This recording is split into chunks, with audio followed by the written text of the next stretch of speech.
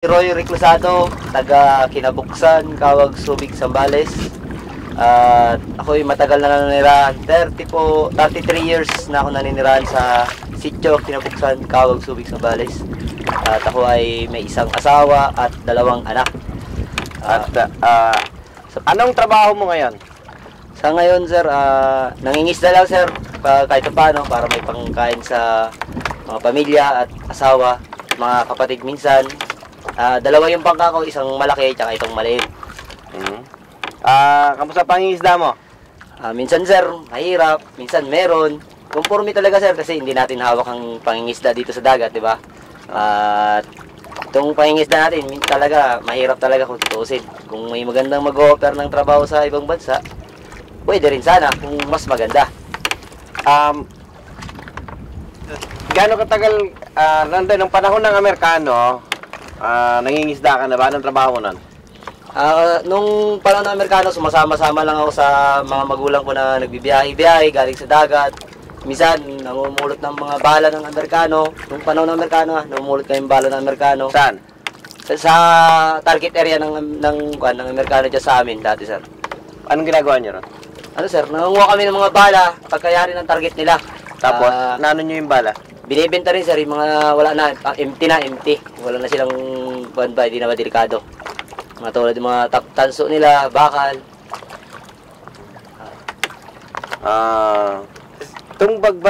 Kung babalik yung mga Amerikano dito, pabor ka ba?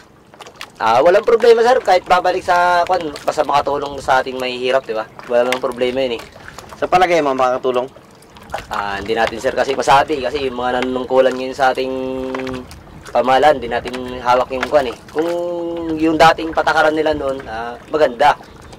Kung yung dating patakaran nila noon, kasi nakakatulong sila, may mga livelihood project sila, may mga medicine, mga kukulang gamot para sa ating mga mahirap. Sino yung sila? Yung mga nanunungkulan, sir, sa noon, nung ngayon ba? Kasi puro politika na ngayon ang labanan ngayon, eh. Hindi, yung pinag-usapan natin yung Amerikano, yung mga Navy. Yung Amerikano, yung maganda yun noon. Kasi pag may Amerikano dyan, livelihood project, mayroon silang medisina. Tulad dyan, may libre silang check-up sa mga bata, sa mga matatanda. Tsaka meron silang isang mga rasyon pag tag-hirap, katulad ng mga tagbagyo. Tumutulong sila? Okay, sir, tumutulong sila. Yung mga Amerikano? Tumutulong sila, sir, sa amin. Nung panahon ng Amerikano, tumutulong sila. So ngayon, tanong ko ulit, pabor ka ba na bumalik yung mga Amerikano dito? Kasi, sir, sa akin, okay lang, walang problema. Pero kasi ang di natin masasabi na sa akin, walang problema. Pagdating sa ibang nanunungkulan, wala na. Di siyempre silang may hawak kung silang babalik, di ba? Pero kung ikaw lang?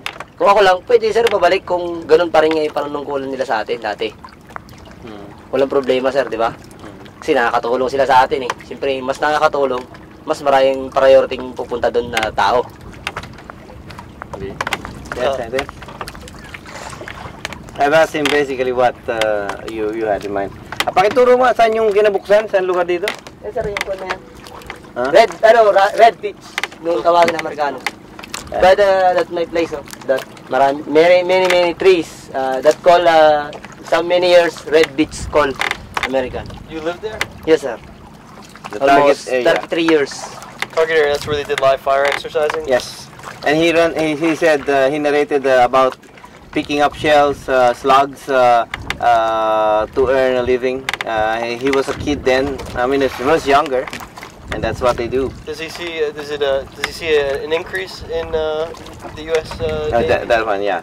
Ngayon ba, napapansin mo ba yung mas marami bang, lapit mo yung mic mo. Okay. Sa ngayon ba, napapansin mo kung mas marami yung mga barkong Amerikanong dumarating? Yung sa Amerikano, hindi yung mga ibang yung sa Navy.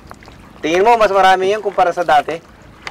Sa dati kasi, sir, mas marami yung dati kasi alam nyo na, lugar na nila dati itong SBM, di ba? Sa ngayon, madalang na kasi.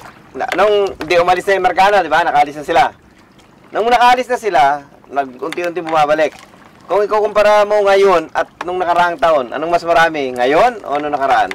Sa ngayon, sir, mas marami ngayon kasi sinasabi nga nila na babalik na yung Amerikano dyan sa SBMA. Pero maraming natutuwa dahil babalik sila, maraming kabuhayan ang darating. Kasi alam mo naman ng US, matulungin sa mga mahihirap yan, di ba, sir? Di nila matiis minsan. Saan naman tayo sumusuporta minsan, di ba, sa US lang, sir? Okay.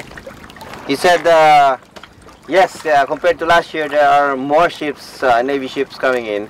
And he said it's okay, it's fine because the Americans are helping out. I mean, they give aid. He has experiences before about being beneficiaries of support by the U.S. Navy. Okay. Has he been to Scarborough? Galing ka na sa Scarborough, Sean? Nakapagpangisda ka na doon? Hindi pa, sir. Dito lang kami, sir. Around the Subic. Malapit Subic, Samba. Around the Subic area of the sea. Fishing. Bakit? Bakit dito ka lang? Kasi, sir, maliit lang budget natin eh. Wala tayong mga malaking bangkang malaki talaga eh. Malayo masyado yun, sir. Hindi ka ba natatakot mo ron? Natakot din, sir, kasi marami daw, delikado daw dun eh. Sabi nila. Ginag-aagawan daw yun. Yung lugar na yun, sabi sa balita sa TV. Okay. What did he say? He said he has not been there. He just goes around the bay, fish around the bay, because budget limitations. He doesn't have enough fund to finance going there. But he's also afraid to go there. He saw on TV. He's heard the news that there's a conflict out there, so he won't go there. Does he wish that maybe there was more protection of the sea, maybe? Or Palagay mo ba, no? Yeah, lapit ba?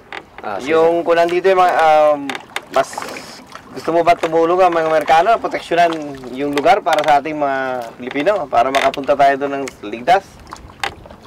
Kung ako naman, sir, tatanungin, walang problema sa akin, sir, kasi mas maganda, mas pabor, mas maraming tumutugon sa ating mga pangangailangan, di ba? Kasi kung tayo lang, hindi natin kaya sila dahil medyo may mapera sila kaya katulad sa atin.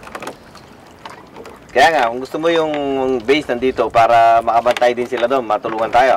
Mas maganda yun, sir, kasi hindi sila basta-basta makaporma kasi ganun talagang sino mas malakas, hindi nila kaya, uurong sila. Ay katulad natin, medyo bali yung pakpak pag walang tulong nila. He said it's better to have the base because we need the support, we need the help.